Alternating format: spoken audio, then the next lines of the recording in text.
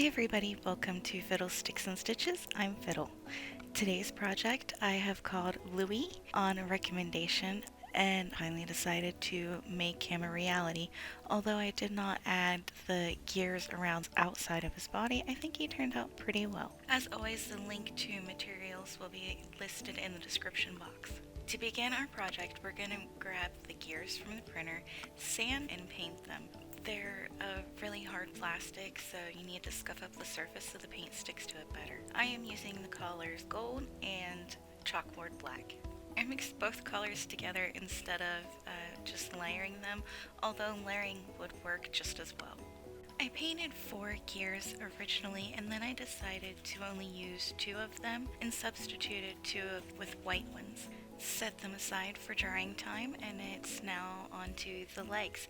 I used the base of a barometer and wooden dowels for the body and the legs. I didn't measure, I just chose a certain length and stuck to it by keeping one in my hand to use to measure against. One thing that I like to do that you don't get to see very often is dry fitting, and it gives you a better sense of what's going on with your project and if you need to change anything beforehand. Now that I have a better idea of what he looks like, it's time to move on to his pinchers, clamps, claws. To do this, I took a pair of teeny tiny cheap scissors that you can find in little sewing kits.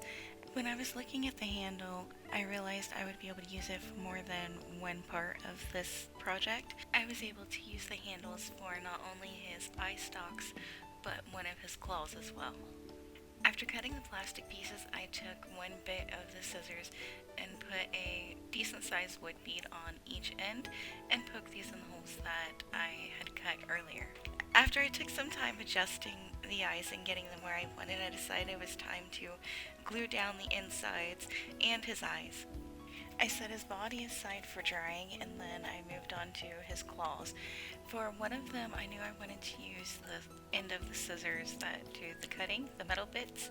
So I took another wood bead and pointed down an end of a dowel so it would fit inside the hole and hold pressure on the scissors to hold it in place. I also did add glue in there later on. To get the right length for the dowels, I didn't measure, I kind of guessed on the first knuckle, but for the second knuckle, I actually measured against what I was using. To fill the void and make the legs, I used the baking soda and super glue trick. It hardens immediately, so there's no wait time at all, plus it fills in the gaps really well.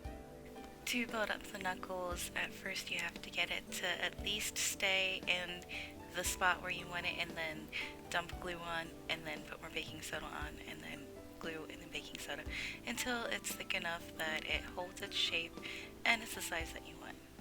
I still didn't have a design plan for the other claw, so I went ahead and started painting using the black and gold mixture I'd used before. This time I only used one layer of paint, and later on I went through and dry brushed with a little bit of gold. And still procrastinating on what to do about that other claw, I moved on to another problem that I did come up with a solution for, and that was what I was going to use to cover the base to hold the legs in place, and I decided to go with craft foam. To make sure I had the right size circle, I used the lid to the gumball machine container and pressed it into the foam and cut it out with my scissors. Okay, now enough procrastinating, it's time to move on to the other claw.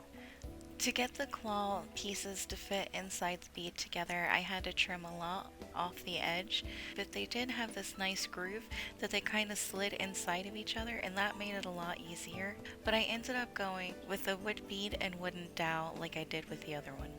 For the second claw, I referenced the first claw and used the blue craft foam cutout to measure for the second knuckle. After, I used the same baking soda and super glue trick and then gave him a nice coat of paint like the others. Now it's time to glue on his legs. This is attempt number 2.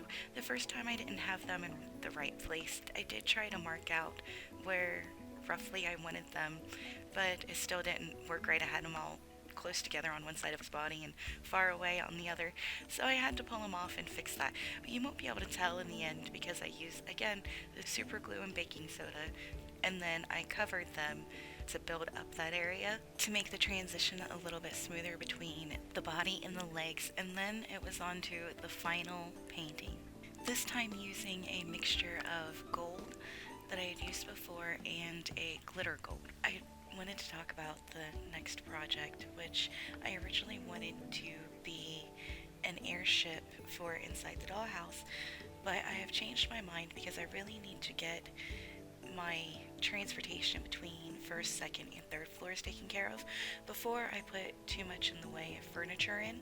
While I was putting the dollhouse together, I accidentally put a wall in the wrong place, so the traditional stairs wasn't going to work, and I didn't want to use traditional stairs anyways. I needed to come up with another solution for that, and I have decided to make an elevator from the first floor to the second floor. I am still in the design process, and I need to gather a few more materials for it. I think I'm also going to include the process of me designing the elevator in the sketchbook program. I am super excited for it, so stay tuned for that. And I hope you enjoy this little crab that I made. He really isn't part of the house or anything. He's just a character that I've drawn for a while now and decided to get the pieces to put him together. I really like how he turned out. I think if I changed anything, I would have left his eyes the wood color, but I like him all the same. Please don't forget to like, share, and subscribe. It helps me out a lot, and I'll see you next time.